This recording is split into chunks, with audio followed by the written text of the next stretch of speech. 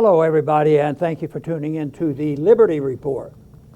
With us today is Daniel McAdams, our co-host. Daniel, good to see you today. Good morning, Dr. Paul. How are you this morning? Doing fine, thank you. Good. And we're preparing. We have to be prepared. Government is changing. But yesterday I was making the argument, Congress really isn't in charge, so why are they paying so much attention to that? Well, in the meantime, it does serve a purpose, distraction from the things they're really doing.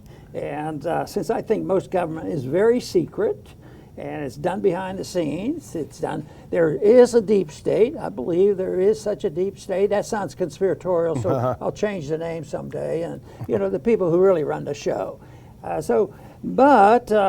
Big vote soon. Yeah, today. And the big question is will they have more than one vote for the first time in 100 years, or is McCluskey going to just Kevin McCarthy? Yeah. Will he win on the first vote? So. Yeah, it's a big question. But people are going to miss Nancy. Really? Yeah, I think. Which ones? But you know what? All I could think of, being in my silly mood, Nancy Pelosi ought to get up and say, "Don't cry for me, America." Yeah, exactly. See, she could sing it. She could sing it. Yeah. So she's leaving, but I don't think she's going to have to worry about her investments. I think she's secure. Yeah, there'll be some retirement funds, I think. And besides, I heard her say, but it's a secret because it's confidential, that she wants to be a stockbroker. Oh, wow. So she's going to be a stockbroker, and but you know, there was one episode, and you and I have talked about this, that I think is so dramatically evil, because there's sort of a limit to being nasty. Yeah. But I thought the thing that she did at the State of the Union message, I don't care what she says or does with Trump. Yeah. But I think if there's nothing left, and I'm arguing that there's not much left of the Congress, that they shouldn't do it. But her tearing up the speech and casting it down like she was God Almighty, you know, annoyed me a lot. Yeah. And I just don't think that she is going to be missed a whole lot, but there's still going to be chaos there, and we know that. We talked about that yesterday, and a lot of people are interested in it because if there's any truth to what we say, that Congress really isn't in control, what do you do about it? How does it happen? Should we continue? Well, I always thought it was worthwhile presenting a position, and worked a couple years in Washington, and you know, Washington kept doing exactly what they've been doing all along. But I also believe that information and discussing the issues and inviting young people to listen to it, if we want to have changes and do things, that it should be an educational process. It should be an understanding of the system, and then when the people, you know, as a group decide, well, you know, maybe this has gone too far, maybe we should have a much better system where the people actually didn't tell so many lies, you know, in Washington. I mentioned yesterday that, you know, getting somebody telling a lie, a small lie about their resume is minor to the lie that they tell when they take a pledge to obey the Constitution, and they go out and 90% of the votes they cast, as far as I'm concerned, are unconstitutional. But I don't think they want to accept this whole thing that that's a lie, that they're able to rationalize that. And I think that's one of our efforts here, is try to get people to see what's actually going on and not to let them get away with the rationalizations and pretend that they know what's going on. We certainly spend a lot of time in World Today about the whole issue of war and peace. You know, how do the wars get started? And that's pretty darn serious. Yeah. Well, you think about the legacy, the first woman Speaker of the House in history, U.S. history, and I'm sure she's thinking about her legacy, but when we think about her legacy, when I do, and I think you suggested it as well, I do think of that moment where she ripped up President Trump's final State of the Union speech. And in fact, we have that video. It's that first tweet has a video embedded in it. If we can watch and refresh ourselves on this moment on the floor of the U.S. House of Representatives. It's only 13 seconds, but we should watch it again.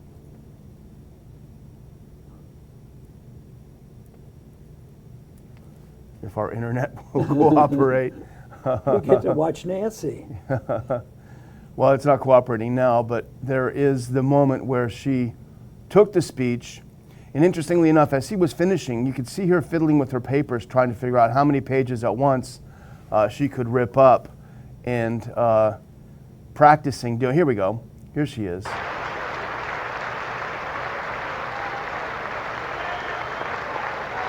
Ripping up his speech on the floor of the House. Now, she was asked later, well, why did you do this? I mean, what's going on with that? And let's do that second clip, because here's where she explains why she ripped up the president's speech on the floor of the House. That second tweet, if we can. Yeah, let's listen to this. It's only 10 seconds, so it's a quickie.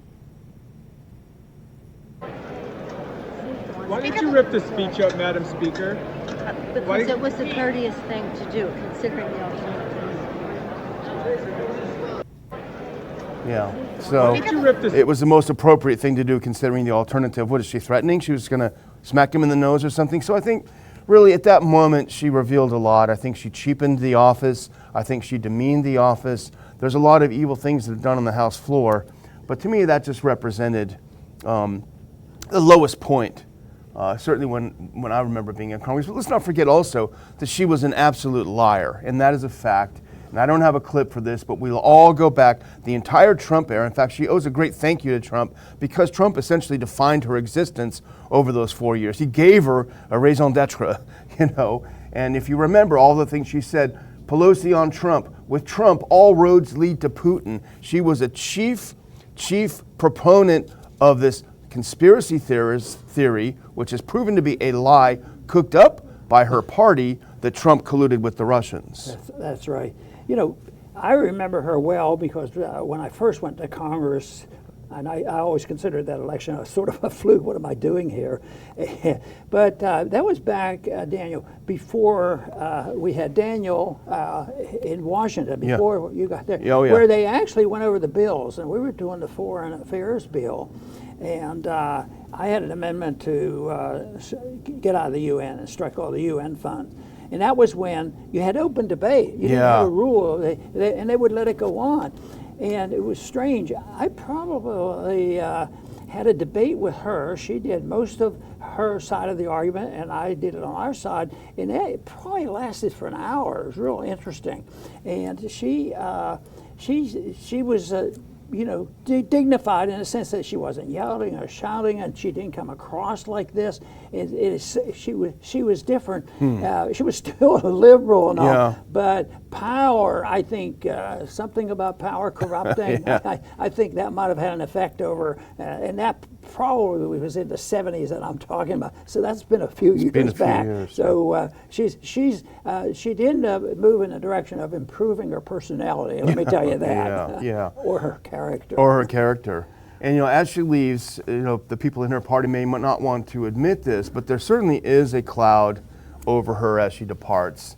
And if we look at this first photo, this first clip, if we can put it up, and this is from Just the News with John Solomon. Key Republicans, they say, that Pelosi needs to testify about January 6th security failures after bombshell revelations. And there's a lot of transcripts that have come out for the January 6th committee. There's a huge dump at the end of December, and those transcripts inform our first two stories today. But from that, if you can put on that next clip, this is what they're talking about. They told Just the News television that the email and text messages showing Pelosi staff directly involved in the January 6th security planning directly undercut the claims the speaker made that she has no power or role over security. Of course, we know that's not true. And here's a quote from Jim Jordan. The reason there wasn't a proper security presence on that day goes right to the speaker's staff and the speaker's office, said Jordan, who will become chairman of the House Judiciary Committee in January. So what was her role? We don't know quite yet what her role was in this. And of course, there are a lot of right-wing conspiracy theories. Some of them seem to have been proven wrong. But the idea that a Speaker of the House, as you know very well, Dr. Paul, has no control over security is not true. She controls, along with her counterpart in the Senate, they control the Capitol Hill Police Department. And that day... And that's going to come out. That's going to come out, yeah. So there's another legacy of hers, I think. Right. there was an interview recently by a man by the name of Moore, I believe, and he asked her, what will a Republican House look like? A lot of investigations and maybe impeachment. She says, I won't take any responsibility for all that stuff. And what would I have done differently? Won more elections and not given them the power to do what they did. And this is the key sentence I want to mention. Make sure that a creature like Donald Trump never became president of the United States. And I got to thinking, well, that would, they have a different definition of democracy. We're not exactly gung-ho about their type of democracy, but they don't even follow their democracy. So they want to make it so, well, he didn't do the right things, and we did everything in the world to stop him. We cheated all we could, and we used the FBI against him, and we have to make sure he can never run again. And that's still alive and well. So that's their idea of democracy. I call it authoritarianism at its worst. Anti-Americanism, it really is. Yeah. And now what about her role on the January 6th committee itself? I mean, that's another part of her legacy. And we really hound on this because I think it's one of the most horrible injustices we've had in the last, couple of decades. But remember, when they put that committee together, by tradition, as you know, the Republicans can have a couple of members on the committee, and they nominate and put them on the committee. Well, she, for the first time, stepped in and said, no, you don't get to put on who you want. You get to put on who I say. And so she stacked the two Republican slots, as we know, with Kinzinger, the crybaby, and Liz Cheney, who now is out of work. I think that is a real disservice to the House of Representatives. I often wondered if they really believe what they're saying, how bad Trump is. Wouldn't it be to their advantage to get him in office? Yeah, really. and then they have a target, for him. But so bad, why wouldn't they help him? But I have a theory about all this, and it's just a theory because I don't hear other people talking about this. I think, in a way, he was so unconventional. He attacked, political correctness, and he didn't get punished. Yeah. And he actually became president. But I think that the typical politician that's on the other side became very jealous of this. How can he do this? He's defying all the rules, and now he's president of the United States. So they couldn't do much about it, but just work hard at destroying him, impeach him a couple times. But I think that morphed into, the jealousy turned into vicious hate. I think the hate is what drives them because if they let him go in office, that ought to help. But I think his opposition feels intimidated by him, and that's why they work so hard. And he invites some of it. I'm not going to argue that. Yeah, that's true. He's invited some of this, and there are problems. But I think the average politician up there feel very intimidated. That how can he get away with it? Yeah. That had occurred on the very first debate that he was in, and he got away with it. What do you mean? He goes after John McCain. He got away with it? No. Is he above the law? Yeah. Our law. So it's pretty much of a joke. When you said jealous, it reminded me of a story that you tell about when you had your first big money ball that made history, and they all rushed you on the floor. How did you do it? This isn't fair. How did you raise all that money? You're not as important as we are. They wanted the technology. The last thing they wanted to know, because I would quiz them, and I said, well, maybe it has something to do with my voting record. No. Oh, that was not. There was somebody. They knew I wasn't a computer person, and this was early on, and they said, well, there you have somebody in your staff that really knows how to use that computer and go out. If they only knew. All right. Our second story for today is also related to this dump of transcripts, and this reveals a darker and more frightening side, I think, of the government. You might even call it a deep state. If you can put this next one on, this is from Jim Haft over at the Gateway Pundit. Treason, he calls it.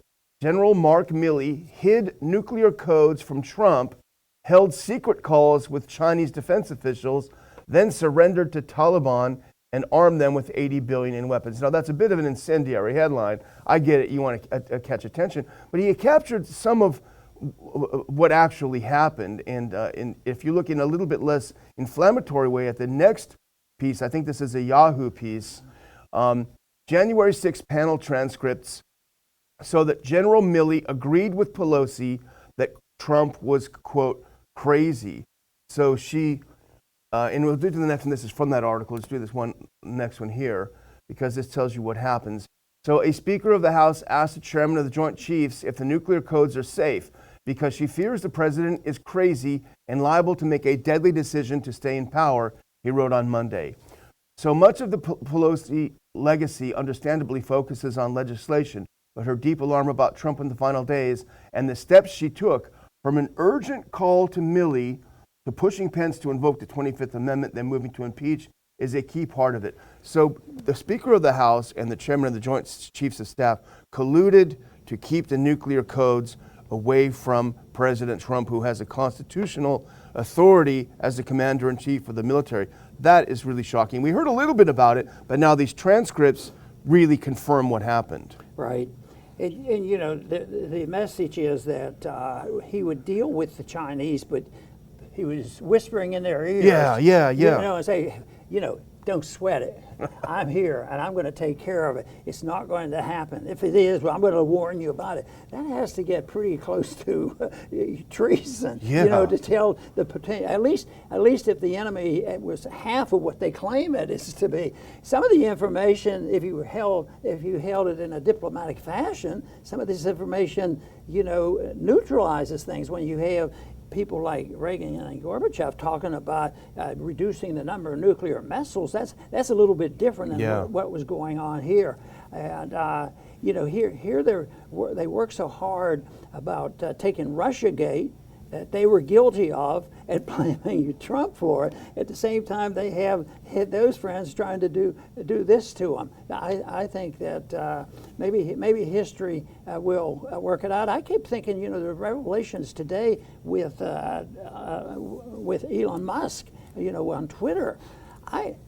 Maybe I'm just too biased, but it seems to me like that should give Trump more credibility. Yeah. Because they more or less are verifying what he said, but they don't present it that way. So I don't think it's changed people's minds too much. Well, you never know. But let's look at that next one, because this is from the transcript. So if you can look at that next clip, this is a tweet that's pretty fascinating, actually. This just came out.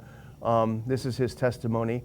An extraordinary moment in American history. A Speaker of the House asked the Chairman of the Joint Chiefs if the nuclear codes are safe because she fears the president's crazy. And this is from the transcript. What prompts her call is concern about the president's stability or mental health. She even says in the call, you know he's crazy, don't you? And she is reported to have said, General Milley, you agreed with her. You said, I agree 100% with everything you've said. The one thing I can guarantee is that the Chairman of the Joint Chiefs, I want you to know this in your heart of hearts. I can guarantee you 100% that the military, use of military power, whether it's nuclear strike or a foreign country of any kind, we're not going to do anything illegal or crazy. This is direct insubordination to have President Trump's Chairman of the Joint Chiefs saying, don't worry, I'm not going to let the president do what he is rightly and constitutionally allowed to do according to the U.S. Constitution as Commander-in-Chief. You know, I work on the theory as I read and try to study and understand that the coup has already occurred. Yeah. And that a lot of this stuff is incidental and it's fanfare and it's distraction. And this type of activity, it isn't that somebody like Pelosi is in government, so therefore she doesn't know it. No, I think they have their people in special places, because it's the people who becomes chairman of committees and all. They're not really done by democracy, electing the grassroots up there. They're done by very special planning and scheming and money. And I don't know which article it was there, but what about all the when she was bragging about how much money she raised? Yeah. Billions of dollars. Yeah. That was her great thing. It wasn't one thing about it. you know, one thing we did, we moved this country toward a sound currency and less war. No, I raised $10 billion. Yeah. It wasn't 10, it was probably a little less than that. Well, she'll have more time with Paul, I guess. Well, should we move on to the last one, or we still want to talk about Millie? Nope, I think that'll I think do it. history will judge Millie. That's for sure. Well, let's put on that next clip because this is just something that we want to talk about briefly. Want to look on Ukraine. This happened on New Year's Eve/New Year's Day. Dozens of Russian soldiers killed in Ukrainian strike on New Year's Eve. According to the Russians, 63 conscripts were killed when and this is interesting. This is NBC News says when a Ukrainian HIMARS attack on an occupied region. In fact, the Russian media reports accurately that these are American HIMARS. These are the American weapons that were sent over there. So I think the reason why it made such big news is that it doesn't happen very often, this big concentration of troops. Unfortunately, on the Ukrainian side, it's a daily occurrence where you lose this number of troops. But I don't think that's what's interesting. We talked about it before the show. What's interesting is how it's being perceived, I think, in Russia, which is that this was an American system, American military system, American missiles in Ukraine, killing dozens of Russian soldiers. I think that's how it's being perceived there. Yeah, and it demonstrates the real challenge that we who believe in less war and less warmongering look at this because, you know, the majority probably of the Republicans and Democrats, are very, very concerned about Russia and China. You know, it's almost incessant, and therefore they keep thinking that this has to change. But the U.S. Position on this, it should be so clear, and there's been some clarity and good writing on this. And most of them, when they really want to clarify current events with this, they go back, to 2014, with the coup that we participated in, and yet you can even go back further with the false promises we made as the Cold War was ending. And I can understand it. I hate the idea of people, attacking us as a country because I identify with our country. Yeah. And there's a lot of good things have happened, and they've been good in the past. But they will continue to do that. I think it's so difficult to have to listen to this and put up with all the complaints that they make. Yeah. Well, we do know that the U.S. supplied these rockets, probably trained the Ukrainians in how to fire them.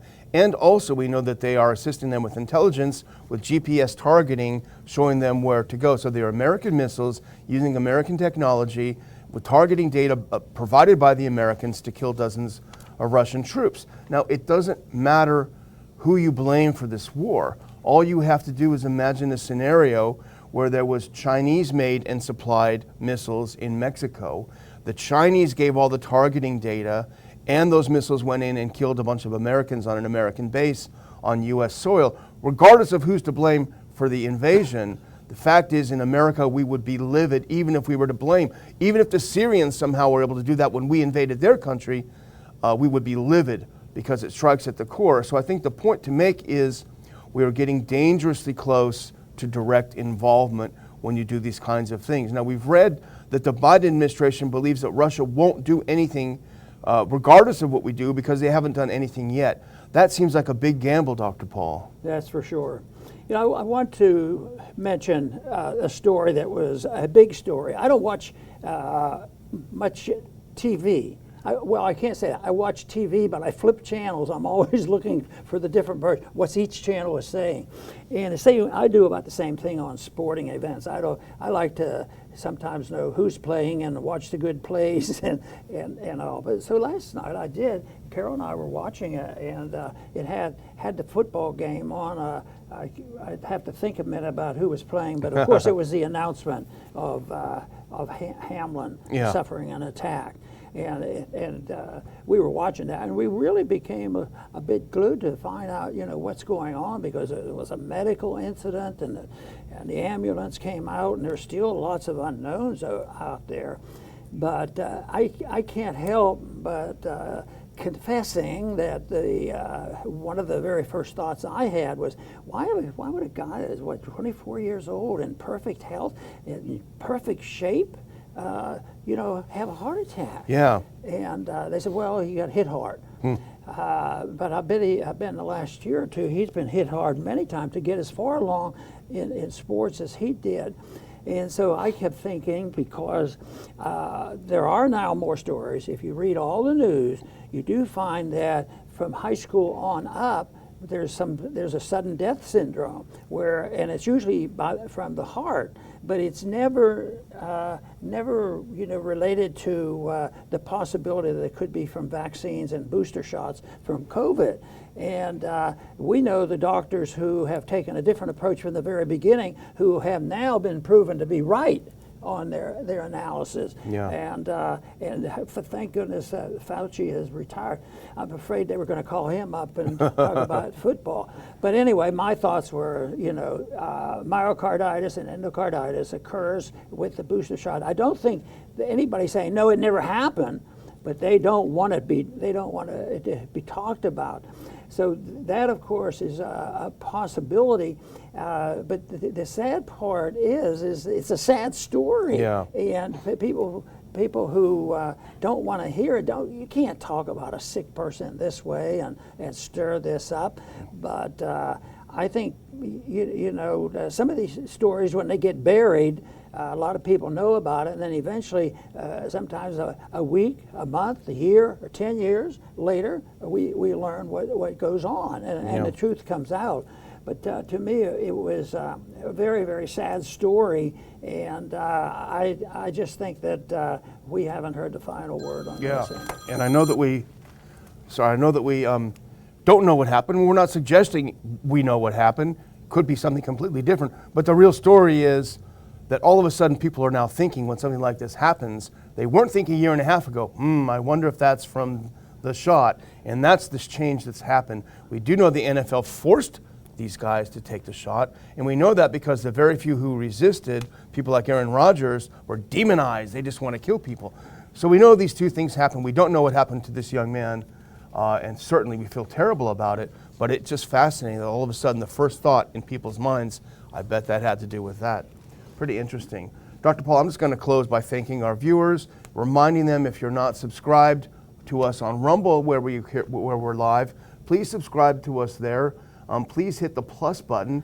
It doesn't cost a thing to hit the plus button and help get our shows a wider view. We're doing very well. We're happy to be back. We're happy that our numbers are up, and that's because of you. So thanks for your participation. Very good. And I support that statement fully and entirely, because things are good. And it looks like there's going to be a burst of excitement for the new year, a new Congress, a new speaker, and things like that. But sometimes the more of those new things coming up, you have to look elsewhere to find out what's really going on, whether it's the beginning of a war, or whether it's some other shenanigans going on, or what the Fed is doing. We have to keep an eye on it. And there's plenty of problems, but there's plenty of good things happening out there. The place where I look when I get a little worried about what's happening is in the areas of the exposure that young people have to the study of honest economic policy, the Austrian School of Economics.